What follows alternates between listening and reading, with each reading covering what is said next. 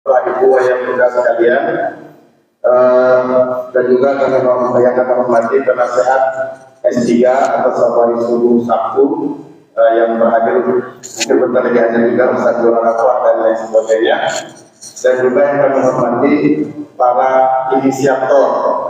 inisiator lahirnya S3 atau Safari Subuh Sabtu, yaitu ada Bang Bukun, ada Bang Budi, ada Pak Endang, ada Bang Ivan, dan juga ada Bang Masal, yang mana inilah kawan-kawan yang memiliki inisiator untuk menghadirkan S3.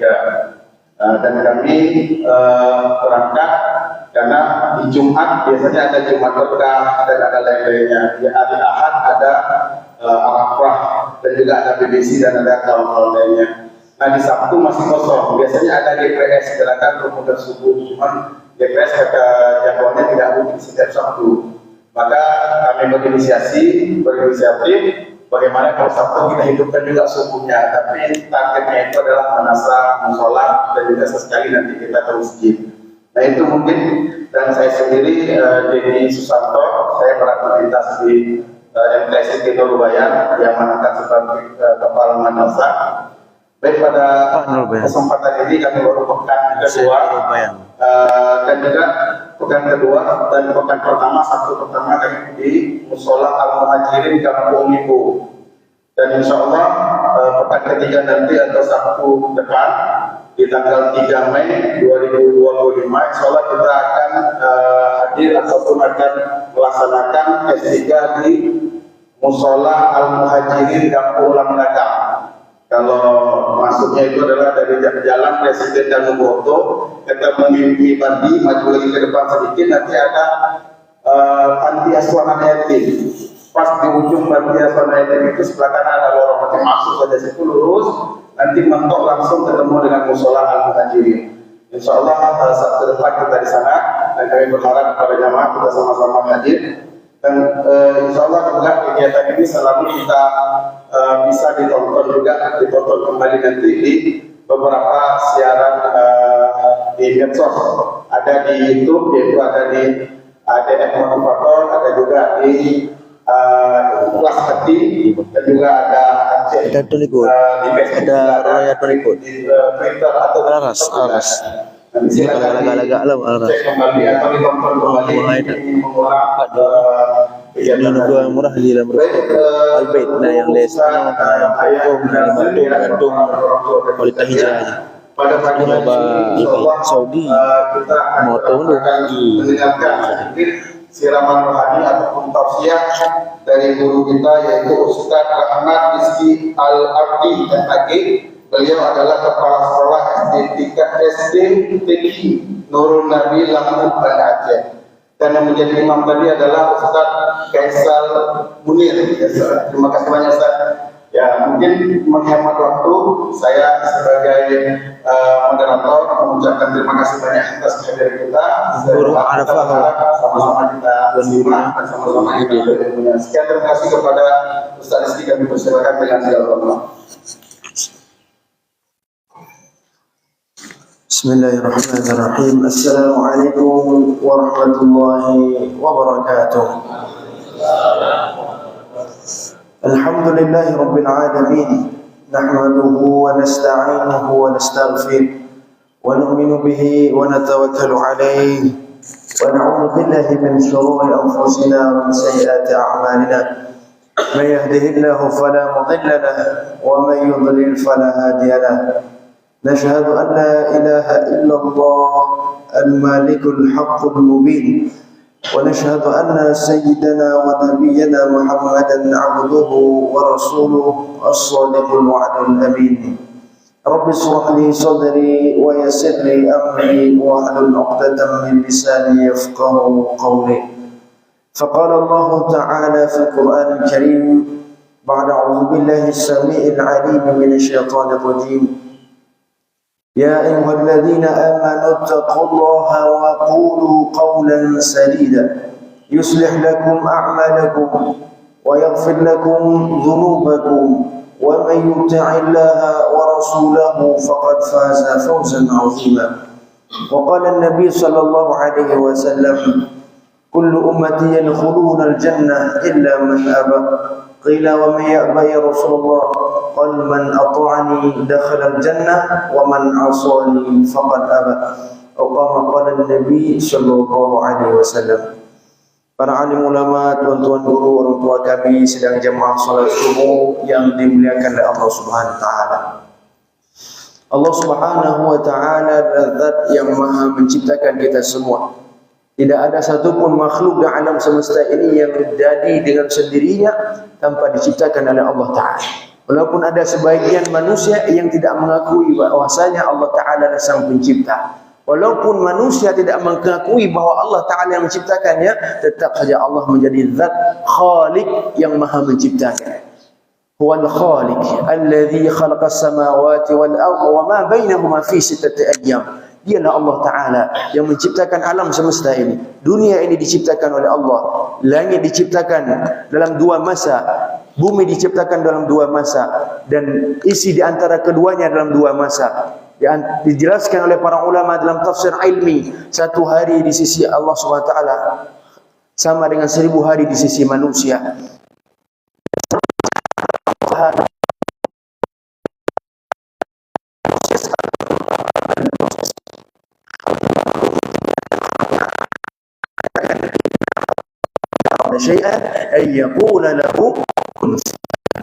Allah Subhanahu wa taala menciptakan Nabi Adam alaihi salam tanpa proses, dengan kudrah iradah Allah taala terciptalah Nabi Adam alaihi salam. Dan Allah Subhanahu wa taala juga mampu menciptakan ibunda Hawa yang berlainan dengan proses. Melalui tulang rusuknya Nabi Adam alaihi salam terciptalah ibunda Hawa. Dan Allah Subhanahu wa taala juga mampu menciptakan Nabi Isa alaihissalam yang tidak normal prosesnya, tanpa seorang ayah, hanya melalui seorang ibu, ibunda Maryam. Allah tiupkan ruh dan terciptalah Nabi Isa alaihissalam. Dan Allah Ta'ala juga mampu menciptakan kita semua ini melalui proses yang normal. Ada seorang ayah, ada seorang ibu, lahirlah kita semuanya. Dan begitu juga Allah Ta'ala menampakkan kekuasaannya. Begitu banyak manusia-manusia yang telah berkeluarga, manusia yang telah menikah, tapi sampai meninggal dunia belum dikaruniai seorang anak. Itu membuktikan bahwasanya yang menciptakan manusia bukanlah ayah atau ibunya, tapi menciptakan manusia adalah Allah Subhanahu wa ta'ala. La ilaha illallah. Setelah Allah ciptakan kita manusia ini, siapa yang memberikan rezeki kepada kita? Adakah kantor kita yang memberikan rezeki kepada kita? Adakah sawah kita yang memberikan rezeki? Adakah toko kita yang memberikan rezeki? Atau pekerjaan-pekerjaan kita yang mendatangkan rezeki? Allah Ta'ala mengatakan dalam Al-Quran, وَمَنْ يَتَّقِ اللَّهَ يَجْعَلْ لَهُ مَخْرَجًا وَيَرْزُقُهُ مِنْ حَيْثُ لَا يَحْتَسِبُ وَمَنْ يَتَوَكَّلْ عَلَى اللَّهِ فَهُوَ حَسْبُهُ إِنَّ اللَّهَ بَالِغُ أَمْرِهِ قَدْ جَعَلَ اللَّهُ لِكُلِّ شَيْءٍ قَدْرًا. Barang siapa yang sungguh-sungguh bertakwa kepada Allah Ta'ala, maka Allah Subhanahu wa ta'ala akan jamin kepada mereka jalan keluar dari segala masalah-masalah yang mereka hadapi. Wa yarzuquhu min haitsu la yahtasib. Allah akan jamin rezeki bagi orang yang bertakwa dari arah yang tidak disangka-sangka. Jadi rezeki yang paling pasti, lebih pasti daripada kita jualan di toko, lebih pasti daripada kita datang ke kantor, lebih pasti kita datang ke sawah, lebih pasti daripada kita datang ke laut, yaitu rezeki bagi orang yang bertakwa. Ibunda Maryam dalam Al-Quran diceritakan ketika beliau sibuk beribadah dalam mihrabnya, datang rezeki langsung dari Allah Ta'ala di bawah sajadahnya. Datang ayahnya menjenguk beliau di dalam mihrabnya. Ketika dilihat buah-buahan di tempat beliau beribadah, beliau ditanya oleh ayahnya, dari mana semua buah-buahan ini, makanan-makanan ini? Apa kata Ibunda Maryam? Hadza min fadli Rabbi. Ini semua datang daripada Allah Subhanahu wa Ta'ala. Rezeki bagi orang bertakwa adalah rezeki yang pasti. Karena Allah SWT juga berfirman,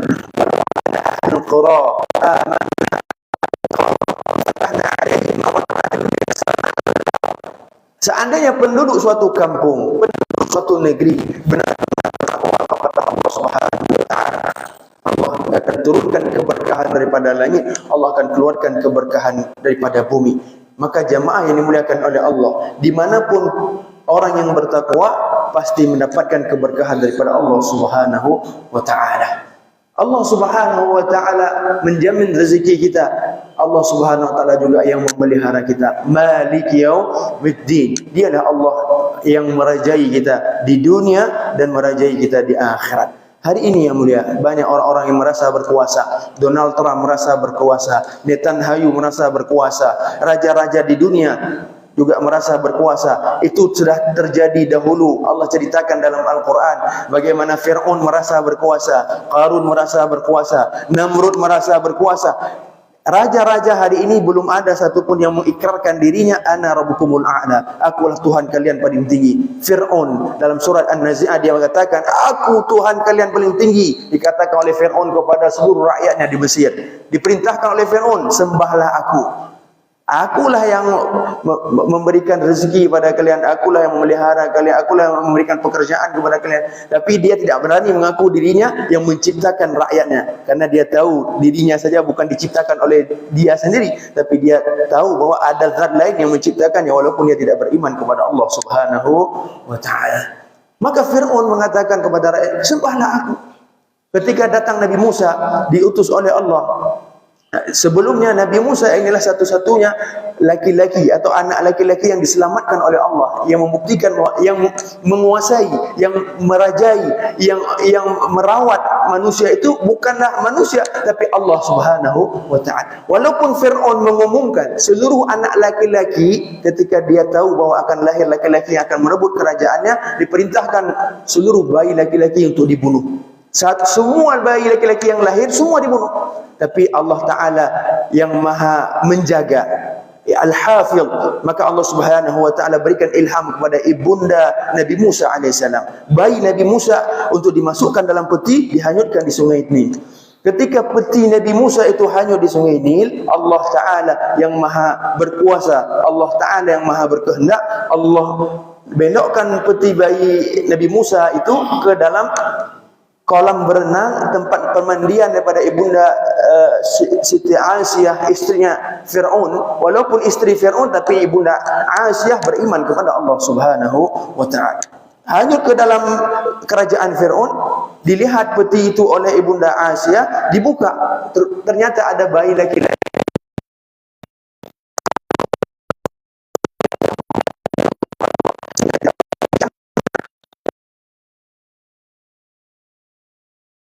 Fir'aun, boleh engkau bunuh semua bayi laki-laki kecuali bayi laki-laki ini.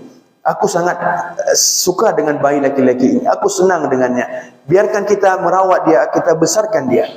Maka sekeras apapun seorang Fir'aun, dia tetap seorang suami yang kalah dengan istrinya. Walaupun dia sudah perintahkan semua rakyatnya untuk bunuh bayi laki-laki, ketika istrinya katakan ini harus selamat, maka tetap harus diselamatkan. Dan dibesarkan di mana? Di istana Fir'aun. Nabi Musa yang akan mendakwahkan Fir'aun, Allah takdirkan harus dibesarkan oleh Fir'aun itu sendiri. Bagaimana kuasanya Allah? La ilaha illallah, la haula wa la quwata illa billahil aliyyil azim. Walaupun Fir'aun merasa dirinya berkuasa, hakikatnya dia tidak berkuasa apa-apa. Allah perintahkan, wahai Fir'aun, besarkan Nabi Musa alaihissalam. Dibesarkan oleh ibunda Asiyah sampai besar. Sampai suatu ketika Allah perintahkan Nabi Musa ketika diangkat menjadi rasul, dakwahkan Fir'aun. Datang kepada Fir'aun, dakwahkan dia. Apa kata Nabi Musa? Wahai Allah, itu adalah ayah angkatku yang membesarkanku dari kecil. Di lidahku keluh kalau aku harus mengajak dia untuk beriman kepadamu dan taat kepadamu. Angkatlah adikku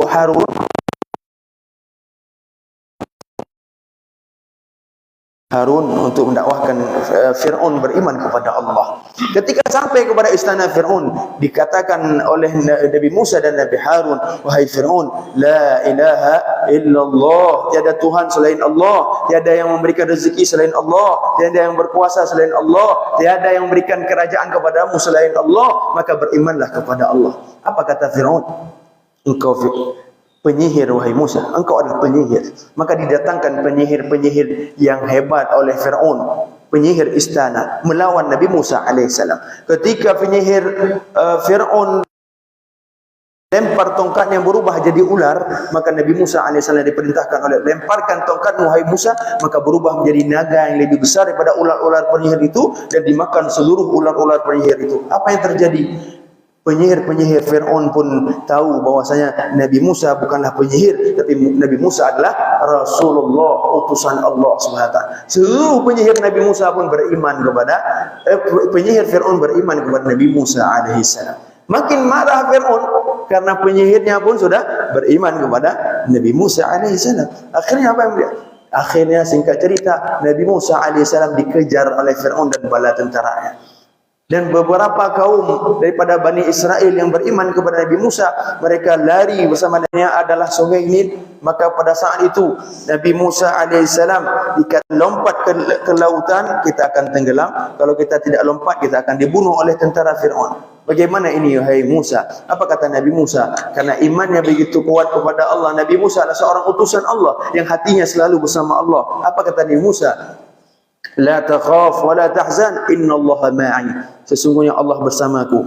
Kata para ulama dakwah mengatakan, apa beda Nabi Musa dengan umatnya dengan Nabi Muhammad dengan umatnya? Beda Nabi Musa dengan umatnya, kalau yang Rasul, yang da'i bagi Nabi Musa dan umatnya hanya Nabi Musa saja. Umatnya tidak kewajiban untuk berdakwah. Sehingga ketika datang masalah, Nabi Musa katakan, innallaha ma'i. Tapi ketika Nabi Muhammad dikejar oleh Abu Jahal dan orang-orang kafir Quraisy, ketika beliau bersembunyi di dalam gua bersama Sayyidina Abu Bakar radhiyallahu anhu, ditanya oleh Sayyidina Abu Bakar, "Ya Rasulullah, bagaimana ini? Kita akan dibunuh karena orang-orang kafir berdiri di depan gua." Apa kata Nabi Muhammad SAW? La takhaf wa la tahzan, innallaha ma'ana. Allah bersama kita, bukan Allah bersama saya. Allah bersama kita. Kenapa? Karena bedanya Nabi Musa dengan Nabi Muhammad. Nabi Musa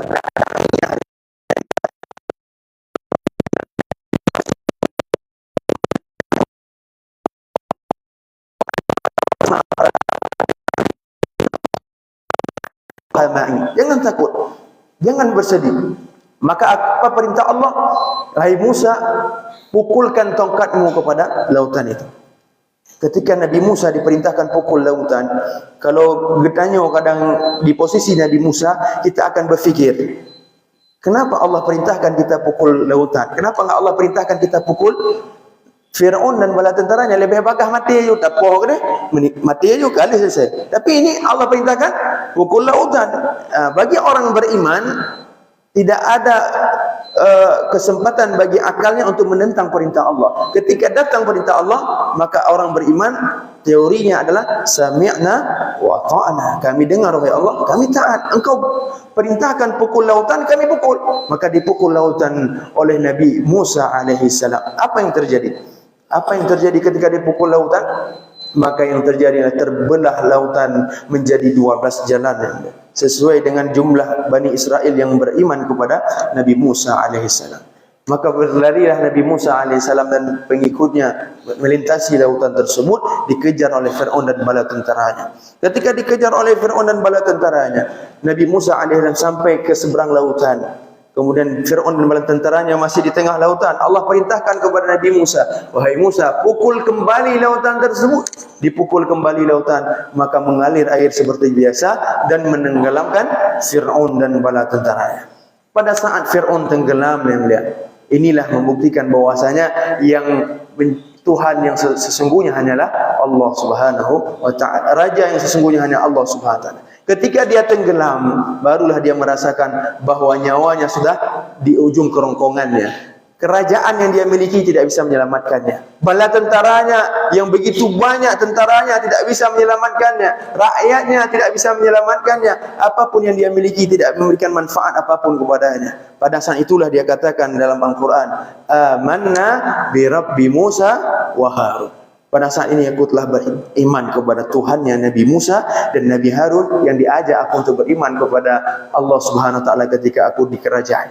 Maka apa kata Allah kepada malaikat Jibril? Hai Jibril, aku tak butuh iman seseorang ketika nyawanya sudah di kerongkongan. Tahan lisan Fir'aun untuk dia tidak bisa ucap la ilaha illallah. Biarkan dia mati dalam keadaan kafir. Biarkan dia aku azab di dunia dan aku azab di akhirat. Maka mayat Fir'aun di dunia ini diawetkan oleh Allah untuk pelajaran bagi kita manusia hingga hari kiamat. Wahai manusia-manusia yang sombong kepada Allah, yang tidak mau beriman kepada Allah karena kekayaannya, karena harta bendanya, karena pangkat jabatannya, karena keduniaannya. Lihat Fir'aun.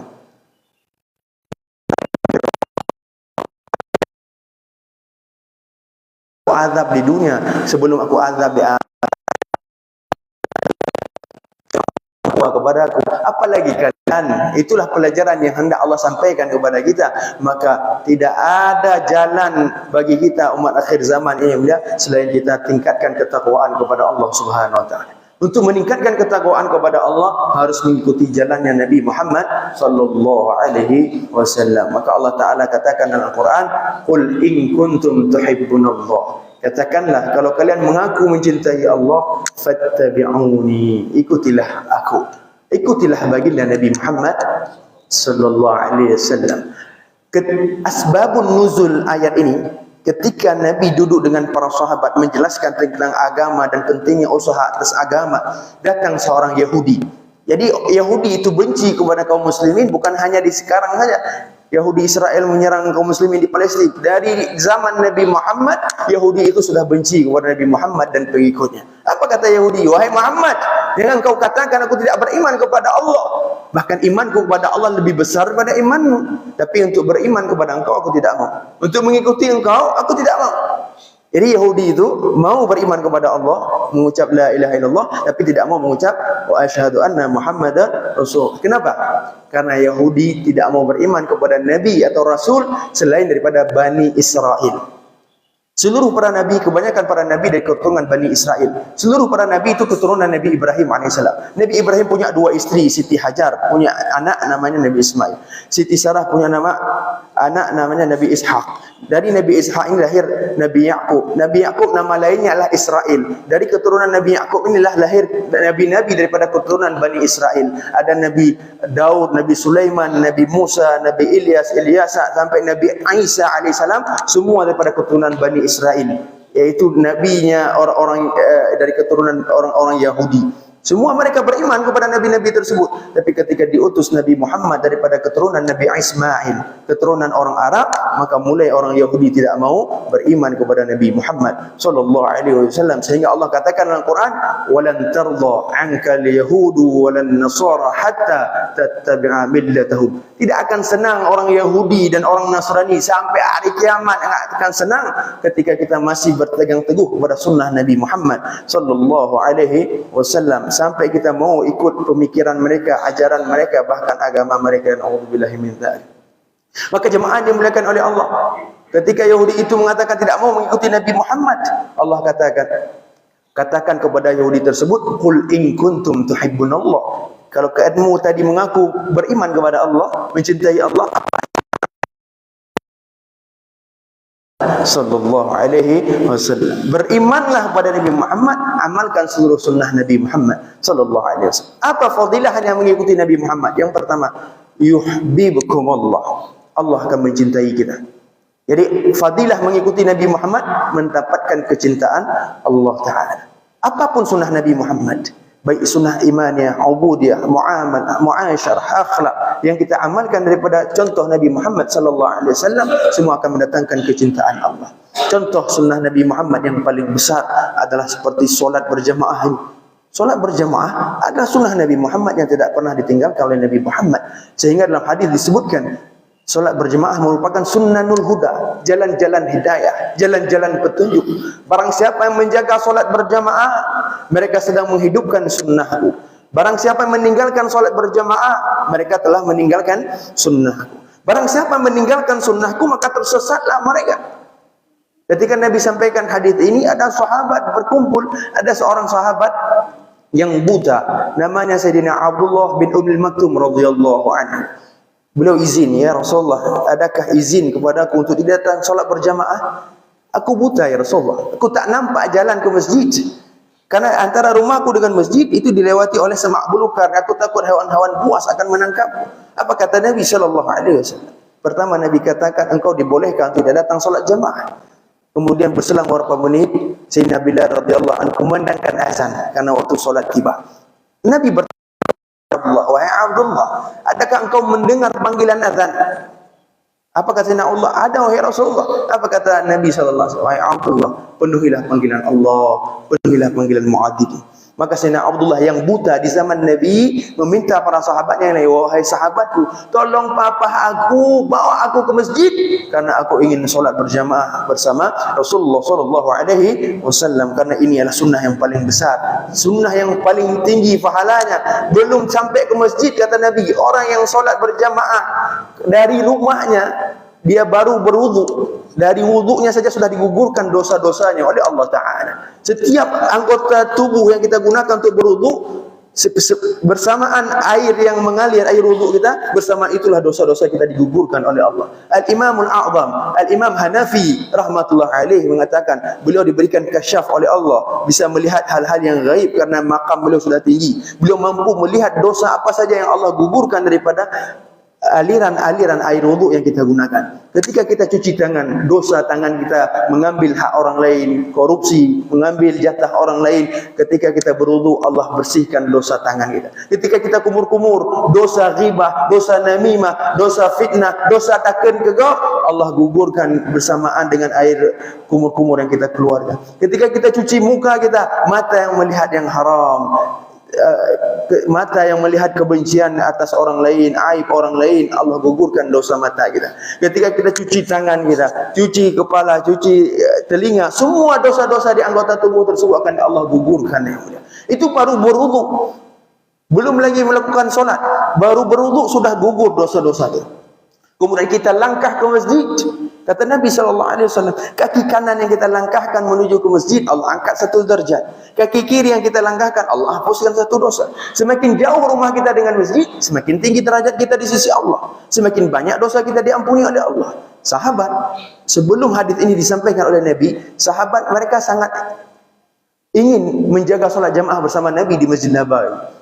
Mereka yang rumahnya jauh-jauh daripada masjid, mereka takut masbuk, mereka izin kepada Nabi, ya Rasulullah, izinkan kami untuk pindah rumah dekat masjid agar kami mudah jaga solat jamaah. Boleh ya Rasulullah? Nabi sampaikan hadis ini, bahwa fadilah melangkah kaki ke masjid, kaki kanan Allah angkat 1 derajat, kaki kiri Allah hapus 1 dosa. Semakin banyak langkah, semakin tinggi derajat di sisi Allah, semakin banyak dosa dihapuskan. Apa kata sahabat? Ya Rasulullah, jadi kami pindah rumah ya Rasulullah, biar rumah kami jauh agar langkah kami banyak menuju ke masjid. Maka sahabat yang rumahnya dekat masjid, kayak mana rumah dekat masjid kan nak langkah? Maka sahabat tidak habis kecerdasan untuk mengumpulkan nilai pahala untuk akhirat mereka. Mereka sebelum masuk masjid keliling masjid dulu, memperbanyak langkah Muhammad sallallahu alaihi, itu baru langkah. Nabi sallallahu alaihi sampaikan kabar gembira bagi mereka yang datang ke masjid di waktu gelap gulita. Subuh gelap gulita aja daripada pandai yang berkumpul itu, hanya semata-mata mencari ridha Allah. Kemudian waktu Isya juga gelap gulita, kita datang ke masjid. Maka bagi mereka yang datang ke masjid dalam gelap gulita, di akhirat mereka akan mendapatkan cahaya yang sempurna dari cahaya yang diberikan oleh Allah Subhanahu wa taala. Kemudian kata Nabi sallallahu alaihi wasallam, "Man shalla bardaini dakhala al-jannah." Orang yang menjaga 2 waktu solat yang dingin dijamin surga. Para ulama mengatakan 2 solat waktu yang dingin ini, yang pertama solat subuh, yang kedua solat asar. Orang yang senantiasa istiqamah menjaga solat jamaah 2 waktu yang dingin ini, Nabi katakan dijamin surga oleh Nabi Muhammad sallallahu alaihi wasallam. Man shalla jama'ati, man shalla subhi fi jama'ati wa huwa fi dhimmatillah. Barang siapa yang menjaga solat subuh, ini khusus subuh, berjamaah, maka mereka akan mendapatkan perlindungan khusus dari Allah Subhanahu wa taala. Hari ini yang mulia, kita sangat bangga kalau kita dekat dengan Pak Wiji. Kita sangat bangga kalau dekat dengan Pak Bupati Wali Kota. Kita bangga kalau dekat dengan Pak Gubernur. Bangga dekat dengan Bapak Presiden. Kenapa? Kita mendapatkan perlindungan khusus dari orang-orang yang hebat, ya kan? Orang punya kekuasaan. Lon anak punya ganggu, lon backing lon duri gubernur. Alim backing. Ya anak punya ganggu, backing lon Prabowo. Anak punya goyang-goyang jabatan lon. Kenapa? Kita merasa dilindungi, ya kan? Mendapatkan perlindungan dari orang-orang yang khusus. Lupakah kita betapa hebatnya kita yang menjaga solat subuh, bahawa kita mendapatkan perlindungan bukan dari bupati, bukan daripada gubernur, bukan daripada presiden, tapi dari zat yang menciptakan presiden, yang zat yang menciptakan gubernur, zat yang menciptakan wali kota. Siapa dia? Allah Subhanahu wa ta'ala. Tapi keyakinan itu belum ada dalam hati kita. Kita masih terkesan dengan makhluk, kita belum terkesan dengan Allah Subhanahu wa ta'ala. Padahal kita semua yang hadir solat subuh ini pasti akan mendapatkan perlindungan dari Allah Subhanahu wa ta'ala. Dan terbukti ada seorang Habib namanya Habib Ali bin Abdul Rahman di Tarim, seorang pengajar di Darul Mustafa, pondok pesantrennya Habib Umar bin Hafidh. Ketika beliau datang ke masjid solat subuh berjamaah di pondok pesantren, biasanya setelah subuh beliau mengajar, kemudian beliau pulang. Ketika pulang ke rumahnya, beliau diculik. Di Yaman itu ada komunis, ada juga Syiah. Tidak tahu siapa yang culik beliau. Lama diculik beliau, bertahun-tahun. Sampai Habib Ali Al-Jufri, seorang Habib yang terkenal juga, beliau buat pengumuman di Instagramnya bahwa Habib ini hilang, belum dapat lagi. Beberapa bulan yang lalu,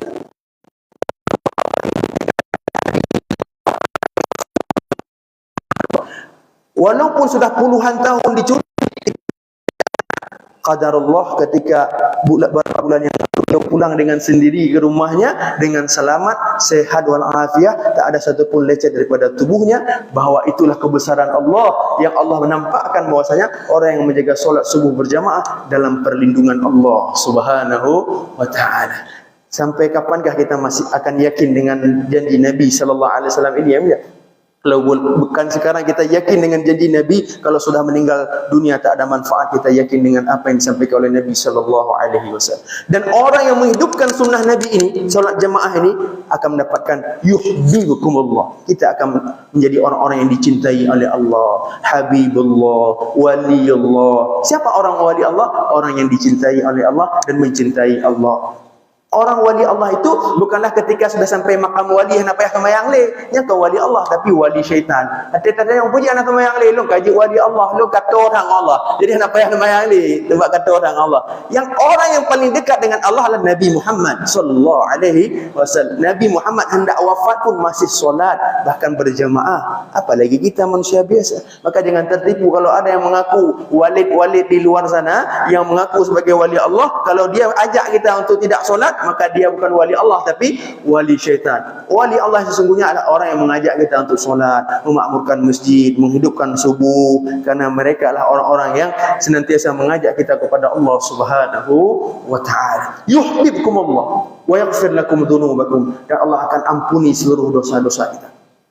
Jadi kita menghidupkan sunnah Nabi ini mendapatkan ampunan Allah. Dan Nabi sallallahu alaihi wasallam katakan, kullu ummati yadkhulul jannah, seluruh umatku akan masuk surga, illa man aba, kecuali mereka yang enggan. Sahabat bertanya, ada yang enggak mau masuk surga ya Rasulullah? Nah, siapa mereka ya Rasulullah? Kok ada orang yang enggak mau masuk surga? Nabi katakan, man ata'ani dakhalal jannah, orang yang mau mengikutiku, yang mau taat kepadaku, mereka lah orang yang mau masuk surga. Wa man asani faqad aba, yang hanatim ikut sunnah lun, malai pudek sunnah lun, malah dicaci maki, dihina, direndahkan karena mengikuti sunnahku.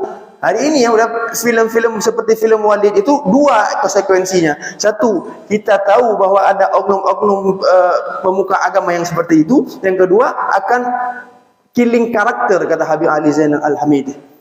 Ketika kita pakai baju seperti ini, ada pakai turban lagi Walid, lantai hoi Walid ni, sehingga ni hana barang ni dah pakai aja. Oh lah, kemah Walid dia. Dan sudah mengalami ya mulia. Ketika terlewat pak jalanan anak muda, anak gadis, walid dia. Walid dia. Mana dia yang ada kuat iman, tinggal ada pakai ni bukan. Kita sedang menghidupkan sunnah Nabi Muhammad sallallahu alaihi wasallam. Gamis pakaian yang disukai oleh Nabi dalam sunnah Tirmizi disebutkan dalam Syama'il Muhammadiyah, pakaian yang paling disukai oleh Nabi gamis, pakai janggut, pakai sorban, pakai ziwa, itu semua sunnah Nabi Muhammad. Tapi gara-gara filem tersebut kita meninggalkan sunnah Nabi Muhammad, maka rugilah kita. Perbaiki niat kita bahwasanya kita menghidupkan sunnah Nabi karena mencari kecintaan Allah, mencari keridhaan Allah, dan mencari kecintaan daripada Nabi Muhammad sallallahu alaihi wasallam. Dan Nabi yang terakhir disebutkan, man ahya sunnati faqad ahabbani. Barang siapa yang menghidupkan sunnahku, mereka adalah orang yang mencintaiku. Wa man ahabbani kana ma'i fil jannah. Dan orang yang mencintaiku lah akan dikumpulkan bersamaku di dalam syurga. Dan yang terakhir, barang siapa yang menghidupkan sunnahku, di mana rusaknya umatku di akhir zaman ini, orang malu menghidupkan sunnah Nabi, maka pahalanya seperti 100 orang mati syahid. Satu sunnah Nabi kita hidupkan, bersiwak. Di mana hari ini orang tidak kenal lagi siwak, kita bersiwak dan mengamalkan siwak Nabi. Karena kata Nabi, orang yang solat bersiwak lebih baik pahalanya daripada 70 kali daripada tanpa bersiwak. Kita hidupkan siwak itu, maka pahalanya seperti 100 orang mati syahid. Dan sunnah-sunnah yang lain yang kita hidupkan, semua akan lipat gandakan pahalanya oleh Allah Subhanahu wa ta'ala.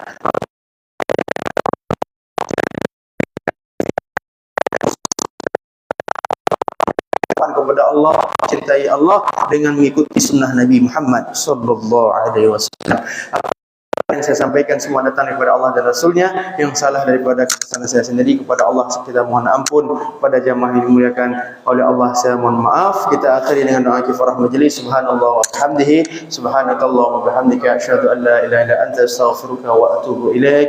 Subhana rabbika rabbil izzati amma yasifun, wa salamun alal mursalin, walhamdulillahi rabbil alamin. Wabillahi taufiq wal hidayah. Wassalamualaikum warahmatullahi wabarakatuh. Waalaikumsalam warahmatullahi wabarakatuh. Subhanallah, terima kasih banyak.